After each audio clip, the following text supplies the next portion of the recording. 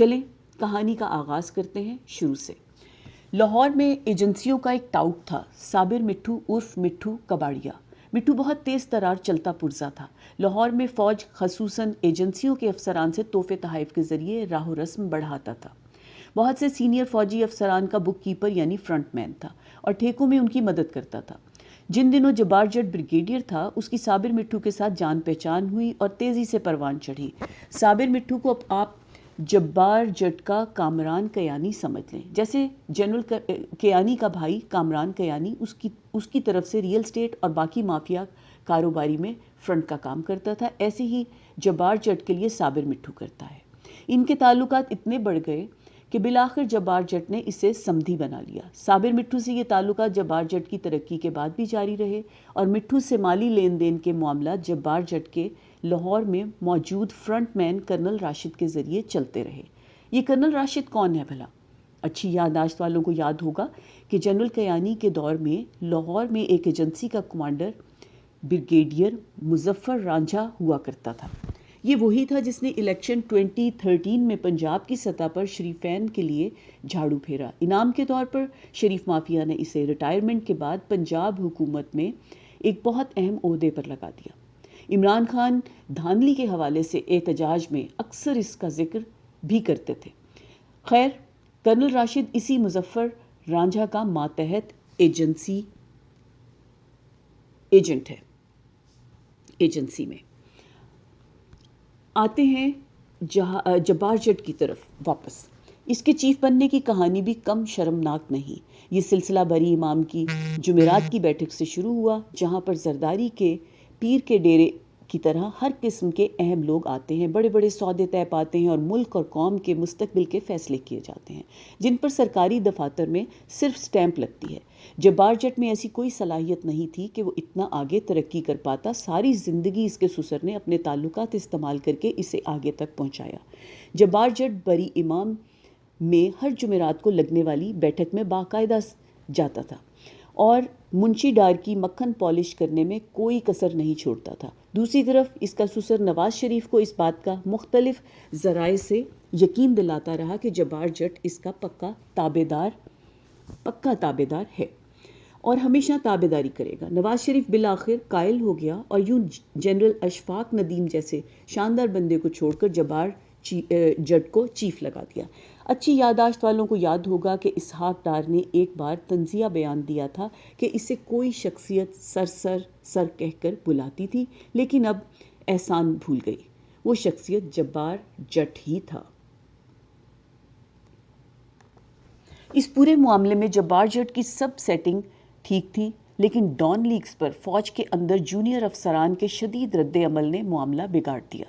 جبار جٹ pressure میں تھا کیونکہ جس ڈویژن میں بھی جاتا تھا افسران سوال کرتے تھے کہ ڈان لیگز کا کیا ہوا۔ لہٰذا جب نون لیگ نے ڈان لیگز میں فاطمی سمیت سب کو کلین چٹ دے دی تو اندرونی پریشر کے سبب جبار جٹ کو مشہور زمانہ ریجیکٹڈ والا ٹویٹ کرنا پڑا۔ ٹویٹ کے فوری بعد جبار جٹ کا سسر ڈیمیج کنٹرول کے لیے متحرک ہوا اور صلح صفائی کروائی، جس کے بعد ریجیکٹڈ والا ٹویٹ واپس لیا گیا اور پورے ادارے کو شرمندہ ہونا پڑا۔ یہ وہ دور تھا جب پاناما کیس چل رہا تھا۔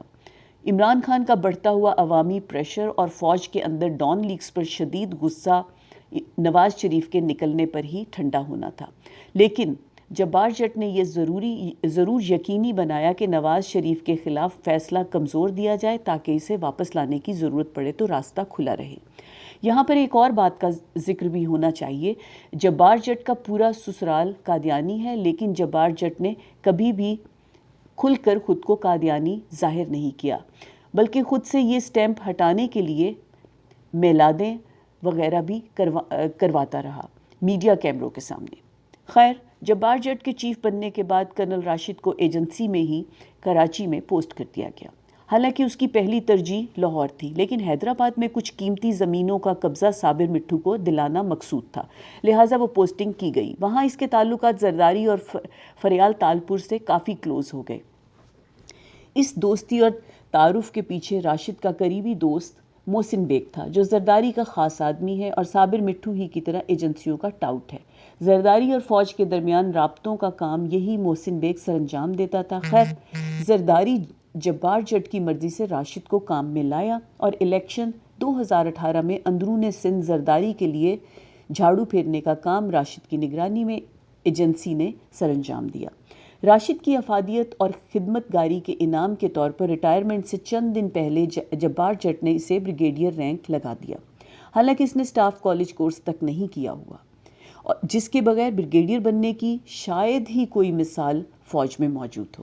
جب الیکشن 2018 میں عمران خان کو فتح ملی اور پنجاب میں حکومت بنی تو جبار جٹ نے وزیر اعلیٰ پنجاب کے لیے صابر مٹھو کے پارٹنر علیم خان کا نام دیا، لیکن عمران خان نے نواز شریف اور جنیجو والی تاریخ نہ دہرانے کا فیصلہ کیا اور ایک غیر معروف شخص عثمان بزدار کو وزیر اعلیٰ لگا دیا۔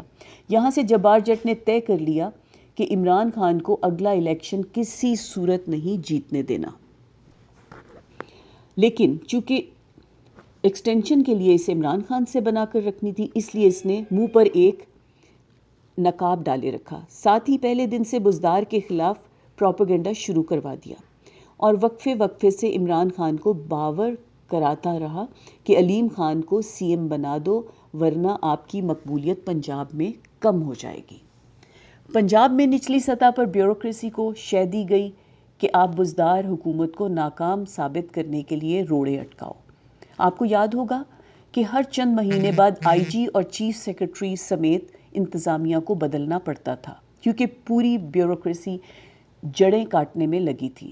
جس کو لگاتے تھے وہ چند دن بعد ایسی روش پر چل پڑتا تھا، قصداً بد انتظامی کے ذریعے نچلی سطح پہ مہنگائی کا سلسلہ مسلسل جاری رکھا گیا تاکہ لوگ بزدار کو ناکام کہیں اور عمران خان پر پریشر بڑھے کہ جبار جٹ کے بندے کو سی ایم لگا دے۔ اس دوران شریفوں زرداریوں سے جبار جٹ کے بیک ڈور رابطے جاری رہے۔ جبار جٹ کی ایکسٹینشن کو ساری جماعتوں نے بغیر چوں چراں ایسے ہی نہیں قبول کر لیا تھا، سب کو لالی پاپ دیا گیا تھا۔ الیکشن سے پہلے عمران خان کا بندوبست کر لیا جائے گا، آپ لوگ ابھی صبر کریں، اس کی مقبولیت ذرا کم ہونے دیں۔ نون لیگ جو فوج کو سر عام گالیاں دیتی تھی وہ سب راضی ہو گئے۔ یہ وہ واقعاتی شہادتیں ہیں جو یہ ظاہر کرتی ہیں کہ یہ سب شروع سے ایک پیج پر تھے اور عمران خان کے خلاف مل کر کھیل رہے تھے۔ بیچ میں کچھ عرصہ جو اختلافات ہوئے، اس کی معافی تلافی جبار جٹ کے سسرالی مسلک کے لندن میں بیٹھے بڑوں نے کروا دی۔ پہلے محمد زبیر جبار جٹ سے رابطوں کا ذریعہ تھا، لیکن اس کا بھانڈا پھوٹنے کے بعد شہباز شریف ڈائریکٹ ہو گیا۔ جبار جٹ کی اس سے کئی خفیہ ملاقاتیں ہوئیں جس میں خواجہ آصف ساتھ ہوتا تھا۔ یہ ساری پلاننگ پچھلے سال سے چل رہی تھی اور شہباز کی منت سماجت کے بعد آخر کار نواز شریف بھی تیار ہو گیا۔ اس سال جنوری میں بریگیڈیئر راشد جبار جٹ کے ایلچی کے طور پر نواز شریف کے ساتھ معاہدہ فائنل کر کے آیا۔ اسی لندن ملاقات کا عمران خان جلسوں میں ذکر کرتا ہے۔ یہاں جبار جٹ کے ایک اور فرنٹ مین کا ذکر مناسب ہے، نعیم گھمن، جو جبار جٹ کے دو بہنوئیوں کرنل شجاعت گھمن اور میجر شوکت گھمن کا بھائی ہے۔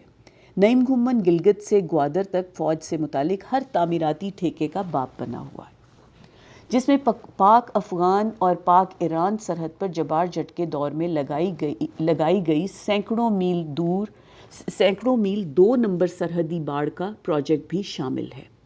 صرف اس ایک پروجیکٹ میں اربوں کا کمیشن کمایا گیا، جو ظاہر جبار جٹ تک پہنچایا گیا۔ یعنی نعیم گھمن ملک ریاض کے بحریہ ٹاؤن کے لیے بھی کام کرتا ہے۔ یہ تینوں گھمن برادران بھی خاندانی لحاظ سے قادیانی ہیں۔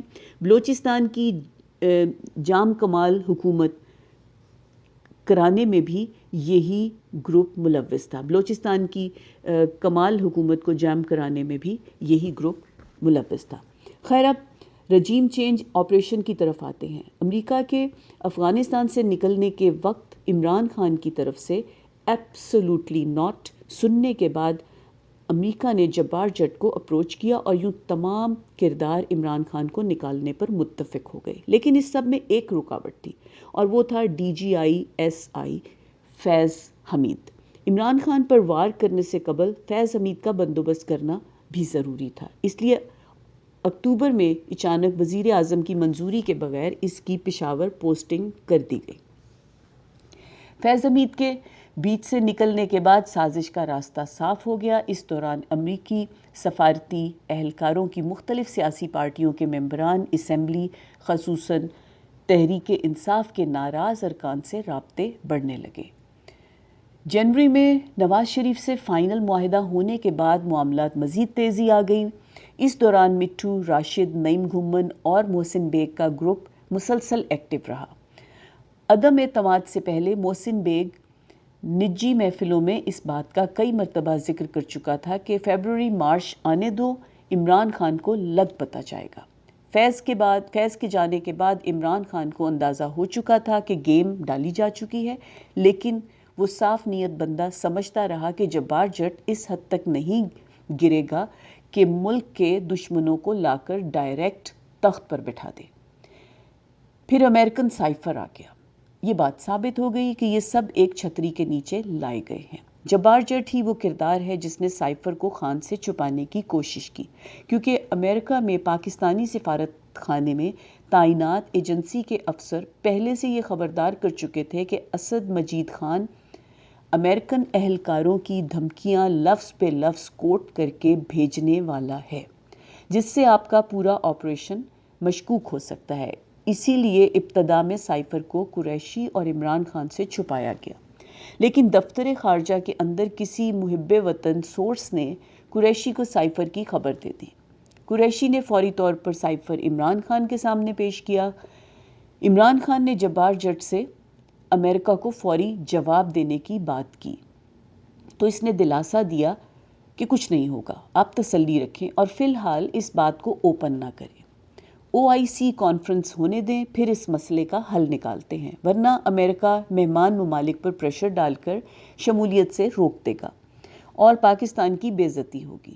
جب OIC کانفرنس کے 2-3 دن گزرنے کے بعد بھی جبار جٹ آئیں بائیں شائیں کرتا رہا اور خان کو IB سے خبریں ملیں کہ اتحادیوں اور ناراض گروپوں کی ساری سہولت کاری آپ پارہ سے ہو رہی ہے، تب خان نے کشتیاں جلانے کا فیصلہ کیا اور یوں عمران خان نے 27 مارچ کو اسلام آباد جلسے میں سائفر کا لفافہ پبلک میں لہرا دیا۔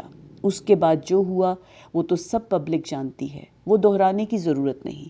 کہانی کا نچوڑ یہ ہے کہ یہ صابر مٹھو، راشد، محسن بیگ، کامران کیانی، نعیم گھمن ٹائپ لوگ ہیں جو بڑے بڑے ناموں کے لیے اصل گندے کام کرتے ہیں۔